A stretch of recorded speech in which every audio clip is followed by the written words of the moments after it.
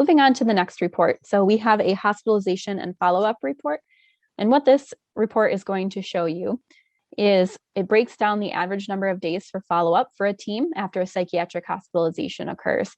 So the KPIs at the top of this report show the total number of consumers overall in terms of who has had a psychiatric hospitalization. And what you're going to be looking at is these two fields are the most important pieces of this. So you are going to be able to see for the consumers who have had hospitalizations, again, you're able to filter to different fiscal years to be able to look over time or to look at current fiscal year along with team and services. You are able to see in terms of consumer follow-up if that occurred and equal to or less than 7 days. So you're able to see a percentage along with who was not provided follow-up within those mandated 7 days. So you're able to click on this.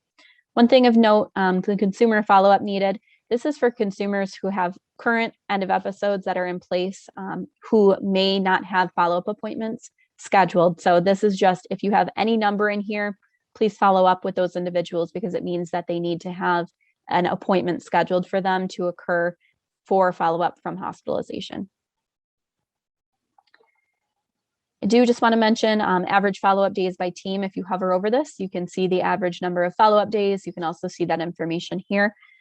There is a breakdown by primary staff. There is a little chart over here that shows you that information along with the consumer counts for consumers that have been hospitalized, who's had follow-up within the last 7 days, who's greater than 7 days, and how many follow-up days it took between on average for follow-up after hospitalization for that primary staff.